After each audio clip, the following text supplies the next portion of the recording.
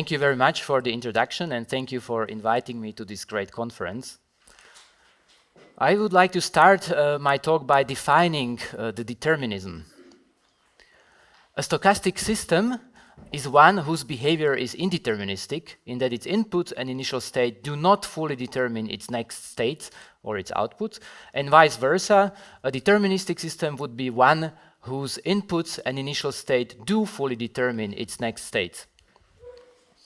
In a similar way, we can define also a deterministic world.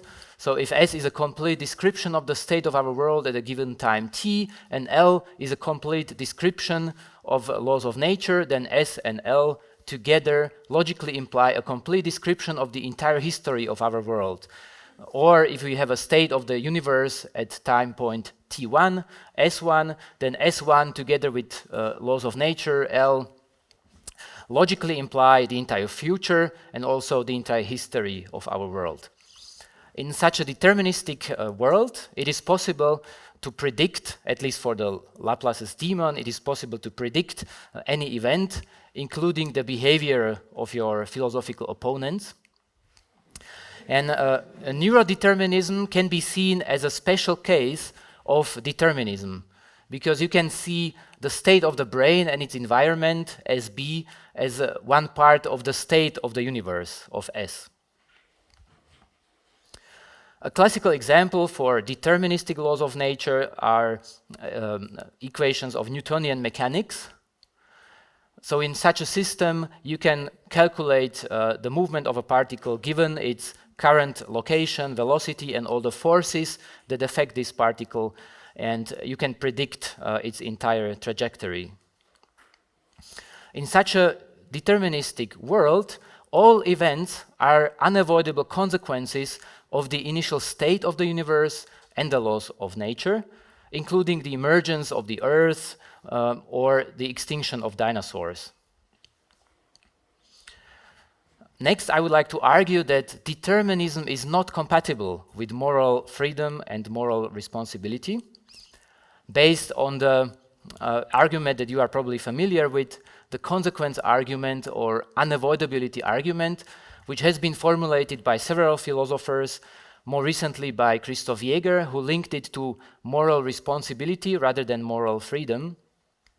And according to this argument, all human actions and their underlying decisions, including desires, intentions, beliefs, are unavoidable, inescapable consequences of natural laws and world states which existed long before the evolution of human beings. And because such world states and the laws of nature are unavoidable, uninfluenceable, no one is responsible for them, therefore also their consequences, including all human actions and decisions, are uninfluenceable, unavoidable, and no one is responsible for them. You can also formalize this argument if S0 is a description of a state of the universe as it was at the time point before man appeared in the evolution. L is again the description of the laws of the universe, and A is any human action that happened. Then you can formulate two premises. The first premise, S0 and L, and no one is responsible for S0 and L. The second premise follows from determinism. S0 and L inevitably implicate A, any human action, and the conclusion would be that no one is responsible for any human action. And this includes also the case of neurodeterminism, because state of the brain is part of the state of the universe, and so no one is responsible for the initial state of the universe, therefore no one is responsible for the state of the brain, and therefore no one is responsible for any human action which is triggered by the brain activity. This leads to some moral problems, because in such a universe, not only the emergence of the Earth and the extinction of dinosaurs are unavoidable consequences of the initial state of the universe and the laws of nature, but also the evolution of humans and any other event in the entire history, including the birth of the parents of Richard Loeb, who got married, then Richard Loeb was born, Richard Loeb met Nathan Leopold, and then they became students at the University of Chicago, and they murdered 14 years old Bobby Franks. But this murder was an unavoidable consequence of the initial state of the universe and the laws of nature, so they cannot be held responsible for this murder. And that was indeed an argument which was used in the trial by their attorney, a famous attorney, Clarence Darrow. And this story has inspired also a movie of Alfred Hitchcock, which is called The Rope. And based on such deterministic views, many thinkers, including, for example, a famous and excellent neuroscientist from Frankfurt, Wolf Singer, these thinkers believe that free will is an illusion. So it is an illusion to believe that people's behavior is the result of their own free will. If a person does something antisocial, the reason for it is in the brain. The underlying cause may be a twist in a gene or a tiny hormonal imbalance that cannot be detected with current technology. It could have multiple reasons, but these reasons must all manifest themselves in brain architecture. But we can ask the question, is our world deterministic? Very likely not, because quantum physics is indeterministic, and quantum theory has performed a quite successful exorcism of Laplace's demon. So this is Laplace's demon, and Laplace's demon, in the case of a quantum system, cannot calculate its output. Even with the full knowledge of the current state of a quantum mechanical system, it is not possible, not even for Laplace's demon, to predict or calculate the result of a measurement, only its probability. So here we encounter indeterminate events, which have either no cause, so the cause is nothing, so these would be objectively random events, or something outside the physical world or outside the physical system. According to most interpretations of quantum mechanics, the result of a measurement is objectively random, and there is no reason, at least not within the physical world or within the quantum system, why one gets a specific outcome of a measurement from several possible outcomes. As a side note, there are deterministic and indeterministic interpretations of quantum mechanics, and we can identify them, for example, using a helpful quantum mechanical trilemma of Godehard-Brüntrup. Only two claims from these three following claims can be true, and depending on which one of them you reject, you end up having a certain interpretation of quantum physics. So if you reject that the development of a physical system in time is fully governed by the Schrödinger's wave function, then you end up with collapse of the wave function interpretations of quantum physics. If you reject that there are no hidden variables, this will lead you to believe in hidden variable theories or interpretations of quantum physics.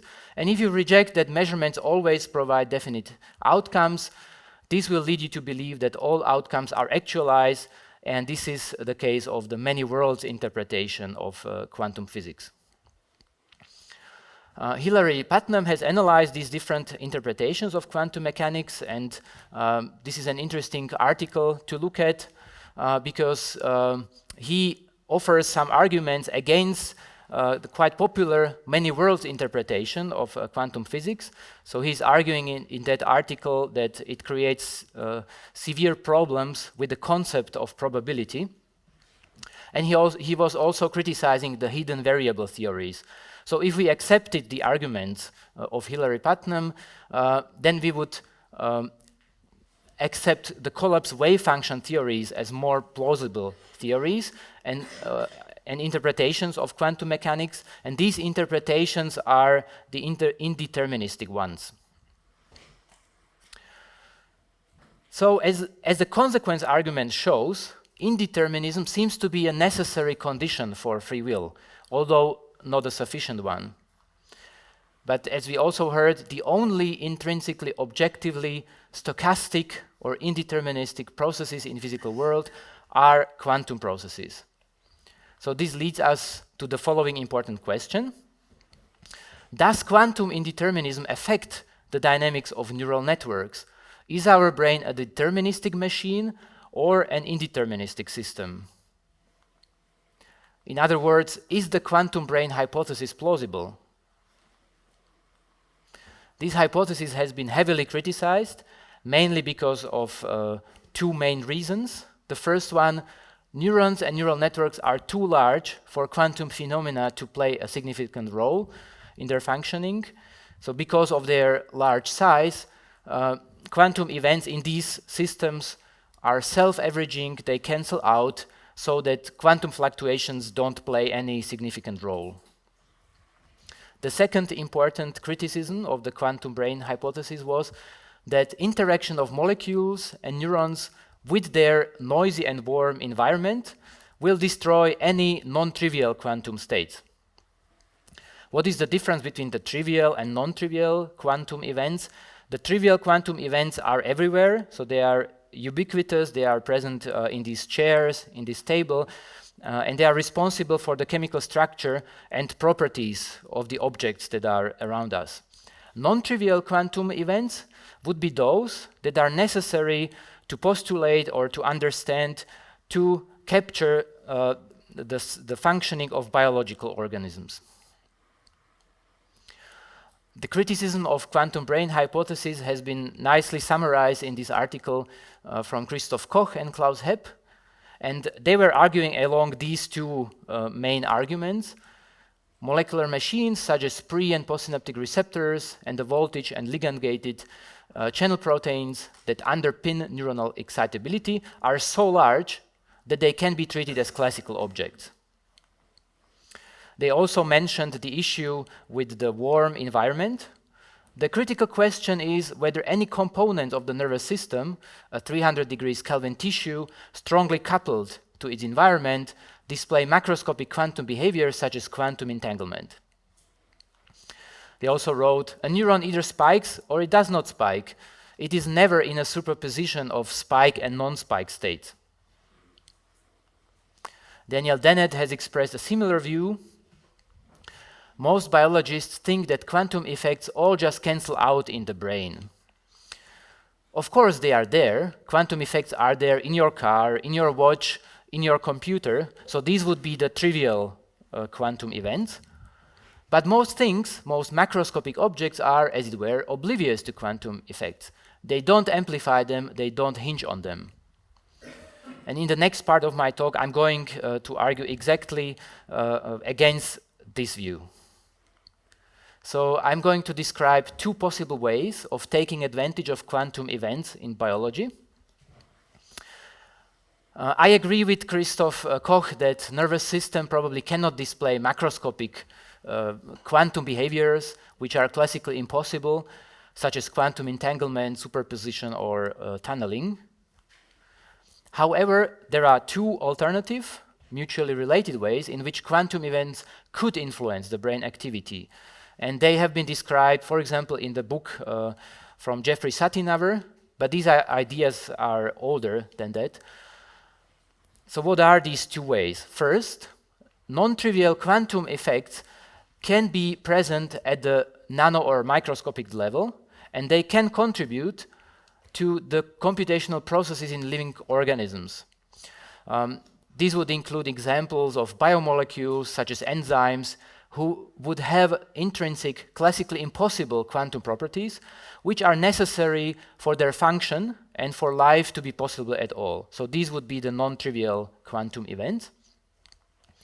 And the second important point is that the brain is a complex nonlinear system, and therefore it is capable of chaotic dynamics. And in such systems with chaotic dynamics, even small quantum fluctuations can be amplified upward, modulating even larger scale, mesoscopic, maybe even macroscopic neuronal activity. What is the experimental evidence for these two claims? Non-trivial quantum events or effects have been observed in biological systems. The most famous example is the photosynthesis. So people have published high-impact articles about quantum events and their contribution to the extremely efficient conversion of sunlight into chemical energy. And this triggered great interest in studying quantum events in biological systems. Over time, the interpretation of these experiments has changed or has remained controversial. So you should check out also the critical articles. But this was the start, basically the start of the quantum biology. Another example for non-trivial quantum events in biological systems comes from enzymology.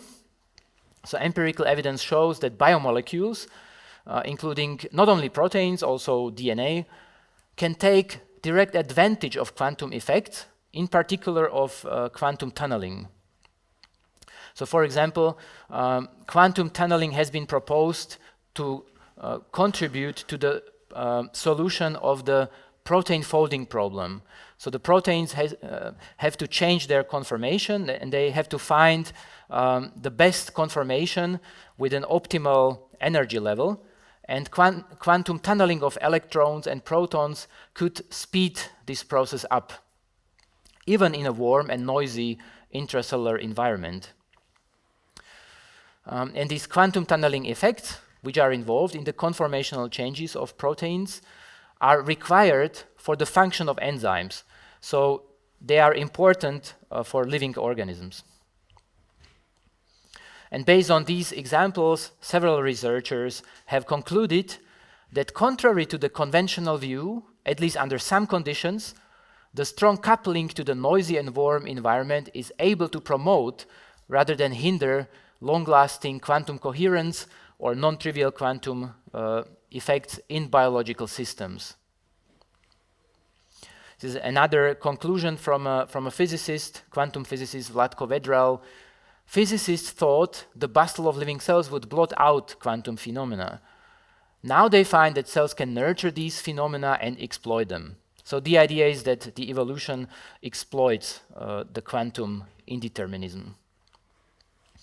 And you can read these ideas and the empirical evidence for them in several articles. For example, here, the articles by Vlatko Vedral, in which he argued that quantum mechanics is not only about small scale, it is also about birds, plants, maybe even people. And he also addressed the issue of the warm environment, claiming that contrary to the common view, a macroscopic system at high temperatures can sustain some quantum features. And we don't have to go into detail here. This is a summary table from one of his articles. And here he again argued that quantum effects are not limited to subatomic particles. You can see them also in larger and warmer systems. So this is a summary of several experiments. And because the evidence accumulated for taking quantum phenomena seriously in biology, a new field has emerged, and this field is now called quantum biology. It is a very young field. It is an interdisciplinary field at the border between quantum physics and the life sciences. And since it is a young field, there are many controversial ideas. Only time will show which of these ideas are valid. But you can read about the development of these ideas in this nice book by Al-Khalili and McFadden, Life on the Edge, The Coming of Age of Quantum Biology. But so far I have given you examples of non-trivial quantum processes in non-neuronal cells. But for the topic of our conference, it is important to ask, are non-trivial quantum effects also present in the nervous system? And it seems to be the case, at least in the retina. So quantum wave coherence has been observed in photoreceptors, in the molecule which is called rhodopsin, and photoreceptors and rhodopsin is important for vision. And that's why Werner Löwenstein wrote in his book, Physics in Mind, A Quantum View of the Brain, quantum mechanics, not classical mechanics, rules the roost at the sensory outpost of the brain. There are other examples of quantum effects in sensory cells. For example, in the olfactory system, it has been suggested that quantum tunneling can support the detection of odorants through olfactory receptors. Or there are some papers suggesting that quantum entanglement can increase the sensitivity of bird's eye to magnetic fields, and in that manner it can contribute to avian magnetoreception. So these were examples for non-trivial quantum events in sensory cells, but this is not enough, because if we want to save the moral freedom, we would need those indeterministic events in other parts of the brain, for example in the prefrontal cortex. So the question that we should ask is, are these non-trivial quantum effects present elsewhere in the nervous system? It is likely, but direct experimental evidence is still missing. So then you can ask, where should we look for further instances of neuronal quantum effects?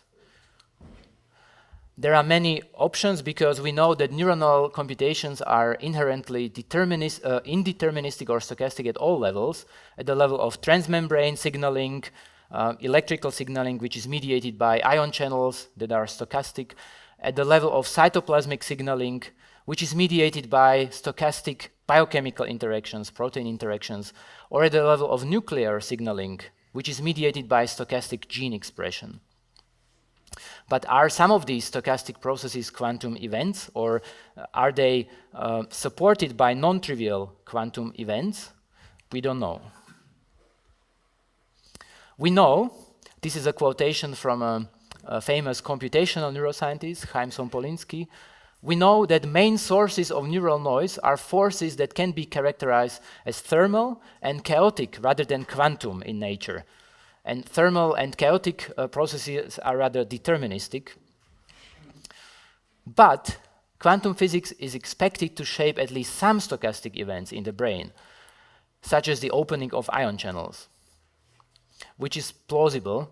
And if this would be the case, then we could conclude with Paul Glimcher that the membrane voltage in such case would be the result of interactions at the atomic level, which are governed by quantum physics, and then interactions between action potentials and transmitter release, as well as interactions between transmitter molecules and postsynaptic receptors, would be fundamentally indeterminate.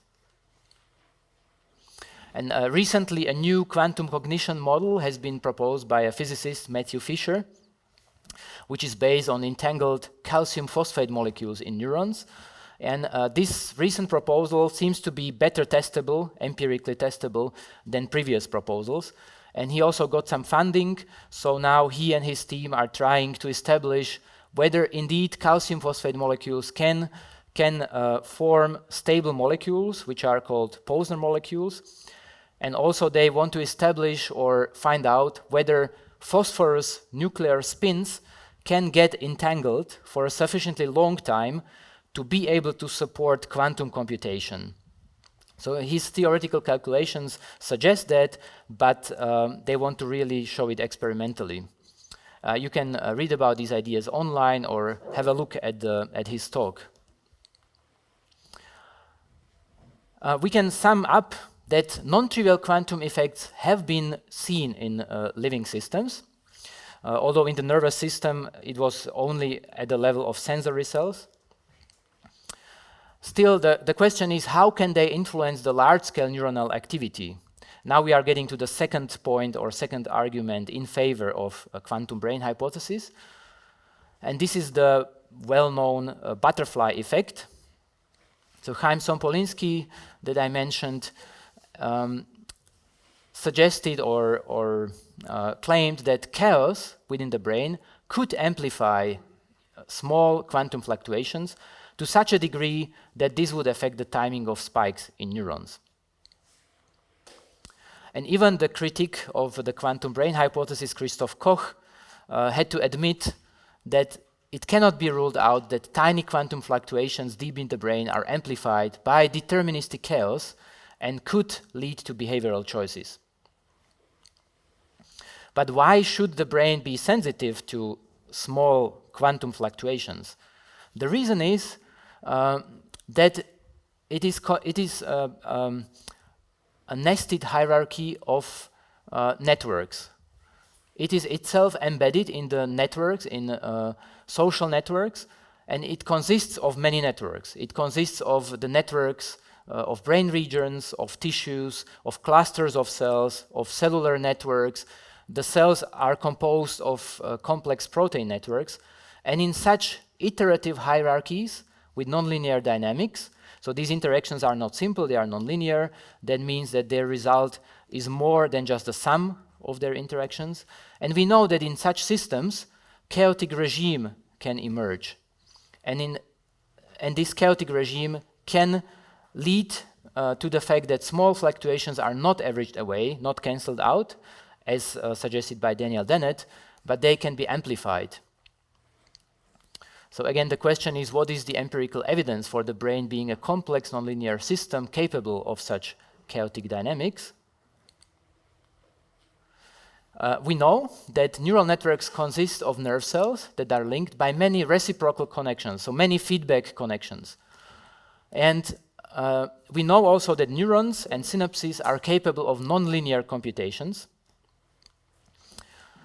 And such neuronal networks with nonlinear neurons and densely connected reciprocal feedback loops can generate very complex dynamics, which is more complex and rich than expected. So many people have concluded that nervous system is a nonlinear dynamical complex system exhibiting highly stochastic activity. Also, there are some recent theoretical and experimental results which indicate that the brain is poised near so-called criticality, near phase transition, and systems near criticality display emergent complex dynamics. These systems are interesting. So a system can be in three different states. In an ordered state, this is the boring state. You can imagine neurons firing with the same rate, exhibiting some oscillatory coherent activity with high coordination and low variability. Or you could have a completely random system with asynchronous, irregular activity with low coordination and high variability. But the most interesting case or state is in between the order and chaos, and that would be the complex state near criticality with high coordination and high variability. And at this critical point, at the edge of instability, neurons can communicate very well. They can be coordinated but not stuck, and they can communicate over the largest number of synapses, so you can observe long-range correlations. In such a regime, you can observe large fluctuations and also the highest sensitivity or susceptibility to single neuron perturbations. So a single neuron perturbation can have a small but a non-zero chance to start an avalanche of activity. And again, here are some examples indicating that this could be the case in the brain. For example, in this paper, the researchers have shown that a single extra spike can affect the activity of the local network. Or here another paper showing that single neurons can induce phase transitions in cortical activity. And the criticality makes sense also from the evolutionary point of view, because you can imagine in a subcritical world, in a boring world, everything would be uniform, so there would be nothing to learn, so no brain near criticality would be needed, memories would be frozen. In a crazy supracritical world, everything would be fluid, everything would be changing, so no regularities, there would be no regularities to be learned. So only in our complex critical world, in which surprising events occur, brain is needed to learn, but also to forget, to adapt. As nicely summarized by Scott Aronson, brains seem balanced on a knife edge between order and chaos. Were they as orderly as a pendulum, they couldn't support interesting behavior. Were they as chaotic as the weather, they couldn't support rationality. I think I will skip that. The last point I want to make, that indeterminism makes sense from the biological point of view, from the evolutionary point of view. So the indeterminism or stochasticity can increase the variability, diversity, flexibility. It can introduce novelty, and this can increase the chance for survival. If you have an animal in a competitive environment, and if this animal can create unpredictable behavior, this can increase its chance for survival. And you can read about these ideas in a great review by Paul Glimcher, Indeterminacy in Brain and Behavior, and also in his nice book on Decisions, Uncertainty, and the Brain.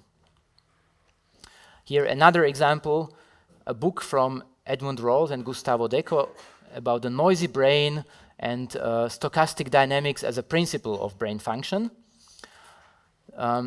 Indeterminism can help sometimes. For example, in such situations in which you have two options or two desires with the equal strength. In such situations, decisions can be difficult in deterministic systems. In the choice dilemma, which was described as the Duns-Scotus paradox, a donkey cannot decide between two equidistant food rewards. And in such a situation, there is nothing to break the symmetry in a deterministic system. So in such a situation, the addition of noise could produce a probabilistic choice, which might be advantageous in such a situation. And this is one of my last slides. I'm trying to argue in this talk that the brain is a quantum nonlinear chaotic system. It still has to be shown experimentally, but it is interesting to know from physics that such systems have very interesting properties. So you can roughly classify dynamical systems into four kinds. First, non-chaotic classical systems. So these would be, for example, the solar system, which is regular, objectively predictable by, for example, Newtonian equations. You can have non-chaotic quantum systems, which are irregular and objectively unpredictable. So these would be electrons or photons, and you cannot calculate their trajectory. Or classical chaotic systems, which are irregular, but they are only subjectively unpredictable. So this would be, for example, the weather. And the most interesting systems are chaotic quantum systems because they are regular and objectively unpredictable. Quantum effects in such systems can paradoxically stabilize the behavior. And at finite temperatures, quantum coherence can create new patterns at a mesoscopic scale. So you can observe persistent, fuzzy, regular patterns. No one has observed them in the brain, but it would be extremely exciting if someone would be able. I would like to sum up. I was trying to argue that neurodeterminism is not compatible with moral freedom and responsibility based on the consequence argument. And therefore, the existence of indeterminism in the human brain is necessary for freedom of will and moral responsibility. The only indeterministic events known in our universe are quantum events, but it has been unclear whether they play a non-trivial role in the nervous system. And then I described to you two arguments in favor of the important role of these non-trivial quantum events. First, that they are present at microscopic levels, being able to speed up biological processes despite their warm and noisy nature. And the second important point was that the brain is a nonlinear complex system in which even smallest quantum fluctuations may be amplified and thereby affect its macroscopic activity. Thank you for your attention.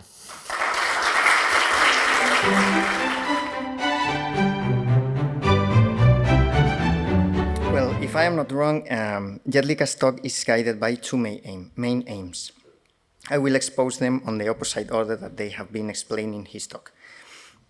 The first aim is to provide, as it has been said, a neurobiological framework against the frequent reductionism and determinism of considering human brain as a deterministic machine. Regarding this aim, the talk offers a strongly supported conclusion that this neurobiological framework is the quantum theory. Quantum neurobiology provides a description of the brain as a hierarchical or nonlinear system with a high sensitivity to small fluctuations, and this sensitivity implies that the microscopic quantum fluctuations don't play a trivial role because the brain dynamics can amplify them upward to the macroscopic level. The quantum brain shows a very precise equilibrium between coordination and variability, that is, between order and chaos. From here, the empirical description of brain dynamics moves away from determinism, getting close to a mixture of partial determinism and partial indeterminism. Thus, this talk shows that the Laplacian determinism can no longer be considered as a plausible explanation of brain functioning, and therefore also not as an argument from neuroscience against free will. And here comes the second aim of the talk, more relevant for the topic of this conference, which is to use this brain picture to defend free will. I think that regarding this aim, the conclusion is not so strongly supported like the first one, but it could be. As Professor Jedlička considers determinism as an obstacle for free will, he obviously will go for the incompatibilist position. He uses the incompatibilist strategy of denying the compatibility of determinism and moral responsibility, recurring to Christoph Jäger version of the consequence argument, that allegedly avoids the principle of alternative possibilities. From my point of view, Jäger's argument has a weak point. In that argument, what should be the conclusion is assumed from the very beginning. The inference rule of this argument includes a mere formal declarative, so to speak, concept of non-responsibility that is transferred to the future situation by the necessity of the logic conditional. In other words, as from the very beginning the notion of non-responsibility is inside the inference rule, this non-responsibility is transferred to any content we put instead of A in premise number 2 of the consequence argument. In this argument, both a human action and a storm or a rain can be put instead of A, and not as a conclusion, but as a premise. Therefore, I would go for the claim that there is no clear, even weak, positive notion of subjective responsibility denied by this argument. I would suggest to improve Jäger's argument with a positive account of moral responsibility. To conclude, it can be said that as far as Jedlička uses Jäger's argument, his own argument would be improved, your own argument wouldn't be improved, if it included a positive account of moral responsibility. I personally think that what you, Professor Jedlička, have in mind is a particular control of the agent over his own actions that is only possible if both the physical world around the agent and the brain of the agent function with a mixture of determinism and indeterminism. As far as this kind of control includes reference to a certain degree of indeterminism, it also includes the possibility, or it must include the possibility of choosing what is still indeterminate for the agent. Therefore, it seems difficult to give an account of it without recurring to the principle of alternative possibilities. Regarding this critique, I have two questions. The first one is, how do you think Jäger's argument would save this objection? And the second one is, do you think is it possible to give a positive account of moral responsibility, coherent with the quantum brain, without appealing to the principle of alternative possibilities? I would like to hear how would you respond to these objections or comments. So thank you so much. Thank you for your response. I guess the first objection or question is rather addressed to Christoph Jäger. So I'm not a philosopher, so I don't know whether this argument could be improved. For me, these premises sounded plausible, but maybe the logical argumentation could be improved. And the second question was how I would link the quantum brain hypothesis to decision processes without having to postulate the principle of alternative possibilities. That is actually something that one would have to work out. So in my talk, I was not going into these issues because I think they are very complex and related to what has been discussed also in previous talks, because I think the theories that we have about decision making are very simplistic, and they cannot account for this complex interplay of desires and values and choices. So I think it would be interesting to work that out and maybe to link these ideas of quantum brain and ideas of indeterminism to classical theories of decision making on the level of neuroscience, neurophysiological mechanisms, for example, as postulated by Edmund Rawls, and then to link it to philosophical concepts and philosophical theories. But so far, I have not seen such a comprehensive theory of decision making. So that would be something that one could work on. The indeterminacy only helps if something is behind that. So if there is a soul that interacts with the quantum events, then you have a chance to get out of this dilemma. But that's not something you have mentioned. So if you just make the transition from determinism to indeterminism, it just worsens the problem. So because your talk was about free will, so how do you want to save free will if there is only indeterminism? Mm-hmm. Yeah, I agree. If you make the indeterminism equal with chance, then there is no hope for free will and moral freedom. But on purpose, I mentioned that indeterministic events can include objectively random events, which have no cause, the cause is nothing, or something outside the system. So I left this possibility open, and how to then formulate such a theory, that would be maybe a more philosophical question than a neuroscientific one. So what do you think of the approach of Popper Eccles? I mean, they have done that, and that has been sort of forgotten, but you haven't mentioned that. So is there any chance to go on these lines or on other lines? Yeah. I'm actually a fan of their model, although I would not describe myself probably as a dualist. I don't have strong opinions about this issue. Yeah, their interactive dualism is an interesting model, but probably also too simplistic, and you need something more complex, some form of emergentist account of moral freedom. But yeah, I think I kept thinking about these issues for a while, and I concluded that I'm a Mysterianist. So I think that I think that the free will is a mystery and no one can explain it. To pursue that a little further, though, now you formulated determinism indeed as it's formulated today, the Laplacian way, so they hope to find one final equation of motion, which together with the state of the universe entails all other events. And you agree that is incompatible with free will. I don't agree, though, that the only way out, or the only way how this can be false, is that there is indeterminism in the sense, or in the quantum sense, and hence that free will requires indeterminacy in the brain. And the alternative, how determinism can be wrong, is that simply agents bring about some events, and that means that there is that equation of motion, and it does entail some state of the universe with, if you feed in another state of the universe, but it just doesn't occur that way because there is something else happening, because the agent is bringing something about.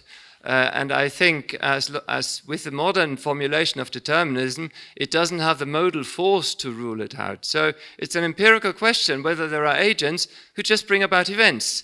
And this could be events in the brain, and it could be these these spikes or any brain events about which the other authors say they are not quantum. So that's, I think, how determinism can be wrong. And then my question, of course, would be, could we find these events in the brain, and do you see any candidates? So my point is actually that the only candidates in the current scientific view of the world, would be those indeterministic events, and that the agent causation could use them to decide. So the quantum events could create many possibilities, and then something would have to decide. It would be the agent. But what is the nature of the agent? That's another question, and that would be a mystery, at least to me. So thank you very much for this inspiring and fascinating overview of the current evidence for quantum facts in the brain. You flesh out an idea that has been among us since the early days of quantum theory, in fact, because there's a fascinating article by Pascal Jordan, one of the founding fathers of quantum theory, already in the 1930s, who speculates that quantum theory might be relevant for the brain. So I have one comment and two questions. So the first comment is, my comment is that the trilemma that you mentioned about the measurement problem, that's in fact originally by Tim Maudlin, not by Godehard Bründrup. Okay, sorry for that. I can send you the reference if you like. Okay. So, first question. You cite those authors, I don't remember the names, who say, well, spiking is classical. We never observe a spiking neuron which is in a superposition. But how comes that? They judge that probably by measuring spiking.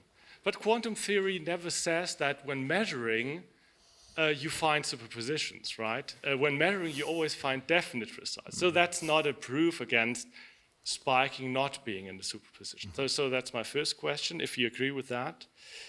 And the second thing I would like to ask you, so you mentioned that if there are quantum effects in the brain, we have indeterminism and maybe a speed up of calculations. So what else would you hope for if we would find that quantum effects are more pervasive and even more pervasive as the first evidence that you now have shown us to happen? So regarding your first question, I would agree that by measuring spikes, you are just seeing the spikes, so you don't know what triggered them. So probably you would have to use some statistics and probabilities to reveal whether the mechanisms that are triggering the spikes have a quantum nature or a classical nature. Then, by the way, thank you for mentioning Pascal Jordan, because he could be called the father of quantum biology, because his quantum amplification idea is the idea that I mentioned. And regarding the second question, what I would hope for if the quantum events would be shown to be more important than previously thought, I would hope that it would help solve the mystery or address the mystery of the free will. And I don't know whether we will get there. I think we can make some progress, but probably we will never solve it. And I would also hope that this could maybe provide some insight into processes like creativity. I think the increase in the stochasticity can increase the variability of the brain dynamics. So maybe these processes are involved in creativity, which could be an interesting empirical question. Yeah, boy, I'm tempted to comment on or raise questions about a number of things, but I'll just focus on this. You say that indeterminate events, the cause is nothing. It's entirely random, and I guess I would urge to distinguish between causation and causal determinism, right? Why should we not suppose that events that are not causally determined nevertheless do have causes? They don't arise from nothing, right? It's not, the world doesn't just stop and voila, something appears. It emerges out of antecedent conditions. It's just those conditions did not necessitate that particular effect. It might not have occurred. So it's true that a certain type of explanation is not available when there's indeterminism. You cannot explain why did this possible outcome occur rather than this other one that was equally possible. But that's one way of that kind of contrastive explanation is one type of explanation. Another type of explanation simply cites the factors that did in fact give rise to it and explains the structure of the mechanism and why it was possible for it to yield that effect, even though it wasn't required to do so. So I just get really nervous when people say immediately and say, there is no cause, right? And I just think it makes it seem unnecessarily mysterious when it needn't be. Yeah. I agree that the theory of causation should be more complex so I presented a very simplified version of it, and but nevertheless, the quantum events, as physicists see them, the outcome of a measurement seems to be really caused by either nothing or something outside of the system, which could include maybe the agent causation, or there are topics like downward causation, and people are trying to use that concept to explain things, which might be a fruitful way how to approach these problems. Also, I think a mathematician or physicist, George Ellis, published some papers on downward causation. So I agree. That's why I mentioned that nothing as the cause is only one possibility. That would be the objectively random, absurd, nonsensical situation, which maybe is there in the world at the same time as the agent causation. That would be the pure stochasticity. In our mental lives, it does not. It depends on the content and phenomenological quality of our thoughts when we arrive at a free decision or choice. But in the brain, the indeterministic effects you describe does not seem to depend on the content and quality of my thoughts, which are correlated. So what makes sure that my brain is ready for my free decisions to make when content-wise and quality-wise I'm ready to make my decisions? What can synchronize your indeterministic brain with the phenomenology of our free decisions? Mm-hmm. Yeah, I think I like these two-stage models of free decisions. So you would have two stages. First stage would be the exploration of possibilities or consideration of possibilities, and the possibilities could be generated by some stochastic mechanism in the brain. And then the choice would be then the selection. So I think that could be, I think this is, at least to some extent, there you have some consistency between the phenomenology and the neural dynamics. But I would agree that it's probably much more complex than that, because you have decisions, and it was also mentioned in the talk by Professor Swinburne that you can distinguish spontaneous decisions and considered decisions, where you can think about things for hours, days, months, and one should include also these kind of decisions in these theories. And the quantum events that I mentioned are just sudden events. So one would have to unify this.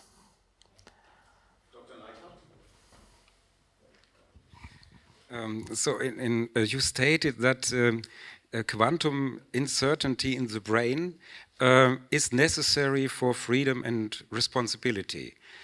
This sounds to me like if a scientist failed to prove that there is indeed such quantum uncertainty in the brain, then we must give up freedom and responsibility, and this is a little bit hard, I think. I wonder, how could then philosophers in the past claim that freedom and responsibility exists even before quantum mechanics was established? And they did not reject Newton mechanics. They simply said that this mechanics and deterministic world is in the physical world, but they then add it to the forces of the universe, an additional force coming from the soul, so to speak, and I think this is an option, would be an option even today if we fail to establish this quantum uncertainty. Mm-hmm. But wouldn't such an agent, or if there would be a mind which would interfere with physical processes, wouldn't we have at least some indications of the violation of these deterministic processes? So for me, the quantum physics is one option how to break down the causal closure of physical processes. So you pointed out very fascinating phenomena, so in quantum biology. So that I think it's an interesting field in itself. But as other questions are about the link to free will, I always get very nervous when people try to explain free will by quantum mechanics, and for two reasons. So the first one is that you don't need quantum mechanics to exercise Laplacian's demon. So Laplacian determinism doesn't follow from Newtonian mechanics. So that's the first one, and the second, more importantly, is that quantum mechanics, or as far as we know, the randomness of quantum mechanics is objective. So there are no possibilities to choose from in advance of a measurement. So the very idea that somebody could be there and choosing between possibilities was possible to have in quantum mechanics in the 1930s, but since Basic inequalities would no longer be possible. So it's an objective randomness, and you don't need any cause to determine the outcome. And so therefore is there no need, even no place for an additional soul or agent who would use these quantum mechanical indeterminacies. Mm-hmm. So regarding your first question, I don't see how Laplace's demon can be exorcised within the Newtonian mechanics. Popper in the open universe provides several arguments. But wasn't he also in favor of quantum indeterminism, or wasn't this the reason? You don't need quantum mechanics. I'm not sure about that, because if you have even a chaotic system, a complex chaotic system, we cannot predict, but Laplace's demon would be able to predict. So I think Newtonian mechanics is really very deterministic, and if it would describe all the phenomena, if you make this generalization, which I think was falsely made by some thinkers before, then I wouldn't see any possibility for free will. And the second question about the quantum mechanisms and free will, I see things maybe similarly to what has been mentioned today before. I think it was mentioned by Dr. Neidhardt that you have these probabilities, and these probabilities, quantum probabilities. So you have if you link the free decisions to quantum mechanics, then these decisions would have some fixed probability of outcome, which Professor Swinburne was arguing against. But I like the idea that you have these quantum probabilities and then you make the choice. It is not a deterministic choice because the outcome is not predictable, but if you repeated this several times, you would end up having these probabilities. And I like the idea that the free decisions would be then, or the moral progress would be about shifting these probabilities. By repeating good choices, you would increase the probability for making good choices in the future. So maybe that is one option how I would link free will to quantum mechanics. Thank you for your talk. My question is in line with the two previous ones. I think we should exercise Laplace. I think that the danger of Laplace's demon doesn't come from Newtonian mechanics, but from bad metaphysics, and that we should exercise the demon with good metaphysics instead of making sort of the same mistake by trying to exercise the demon with quantum mechanics, which makes the same presupposition, which doesn't sufficiently distinguish the physical aspect and the metaphysical aspect of the free will problem.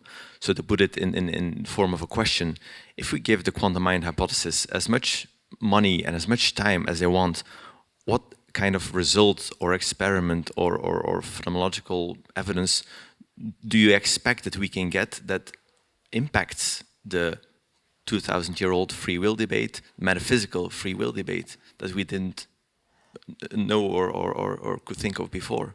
So I fully agree with you that to exercise Laplace's demon, we should use any tool we have at hand, including good philosophy, good metaphysics, good biology or physics.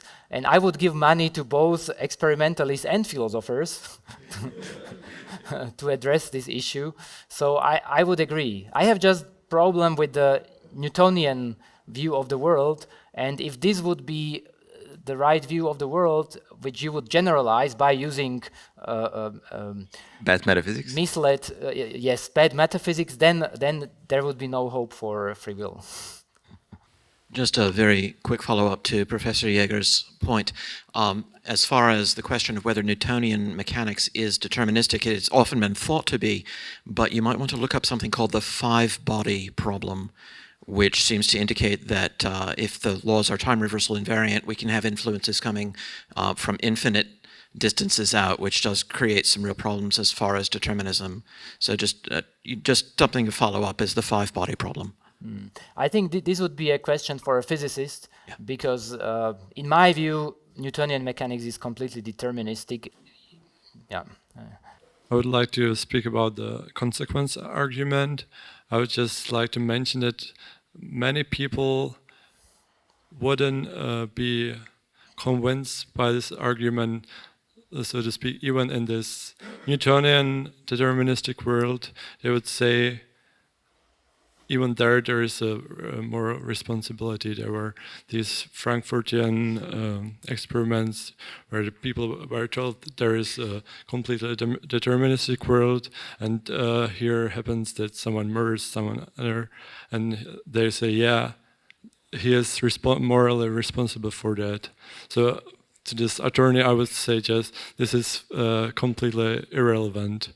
That this kind of argument. So, yeah. I'm not sure I got the question. So my question, or just so you're saying that the consequence argument would not convince everybody. Even in Newtonian deterministic world, there would be possibility for free a concept will of or responsibility. Yeah. Yeah.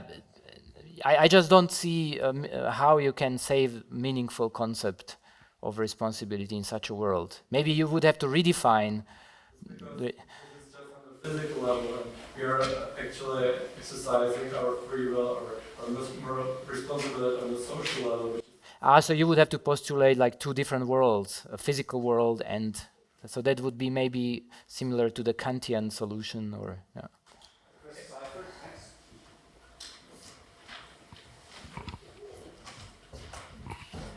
Well, I don't want to belittle your microphysical considerations and the question of whether there are some uncaused events in the brain. But as I said before, and as some of my predecessors or former speakers in this discussion said, I think it has nothing to do with freedom. I mean, some deviations, some chance in the brain, some uncaused events are nothing to argue for freedom. I mean, it's just as much different from free action than anything else. Besides, I think to recur to the microphysics and such considerations is totally unnecessary. I mean, it's obvious to our experience that our free will has an immense influence on our body. If we want to run, we run. If we build a house, we build a house. If Michelangelo wants to construct St. Peter Cathedral or paint the Sixtine Chapel, there are millions of activities which occur clearly from his will to create these things. So then it comes to the brain scientists, and so they ask themselves, well, how does that work? is that perhaps caused not by the free will, not by the person, not by the soul, but rather just by the brain. And here I think the studies of Libet, although he finally denies positive freedom for, I think, a totally illogical argument, but, and Eccles, there's huge change in the brain that is totally dependent on free will. For example, Benjamin Libet shows that if somebody, he believes that there's the negative freedom, I can decide not to act. And then neither the readiness potential, which is like an explosion of energy in the brain, nor the following brain events that accompany action occur. So his thesis, his negation of freedom is, I think, totally arbitrary, and it's built on the idea that the readiness potential builds up a few microseconds before the action occurs. But he doesn't consider that the will does not just begin when I act. I have a decision to act. There are many acts that precede the actual physical action. And so if one considers those into account and considers the fact that without our will, none of these huge macro physical changes in the brain would occur. I don't need to go to micro physical deviations, I think. So, I would agree that Libet's experiments don't show that free will is not existent. And concerning several questions that pointed to a similar direction, I would like to repeat that I don't see indeterminism as a sufficient condition for free will. I think it is just a necessary condition, and you need agent causation, good metaphysics, whatever, good decision theories to really make a plausible theory of moral decisions. And maybe this argument works if you assume that reductionism is true. Then at least you can show, if you reduce everything to the level of neurons or atomic particles, even at that level you can already show that causation is a complex concept. And I think if you combine it with some non-reductionistic theories of human action, then maybe, I don't know, maybe it can turn out that it's not necessary. But if you go down to this basic level, I think it is helpful to show that causation is not a simple phenomenon. Thank you. I found it enormously informative and very clear. And unlike some other commenters, I think as well that it is relevant for the possibility of free will. I have one critical comment. I think you don't do yourself a favor by introducing the Laplacian daemon, because determinism is not the same as predictability, and most authors in the field define determinism without demons or gods or whatever that predict something. There are many puzzles with that. Let's say the demon is somehow related with reality, so you can trick him. If he predicts A, there might be a deterministic regularity that you will do non-A, for example. So there are many puzzles like this. So I think it is more cautious, as you did at the beginning of your talk, to define determinism in purely ontological terms, and you have noticed that the talk of Laplacian daemon, many people get emotional. I think don't do yourself a favor by talking about it. I like Laplace's demon as a helpful thought experiment, similar to Maxwell's demon in the physics. And I agree that determinism and predictability are not the same, are not identical, but they are related. And we are back.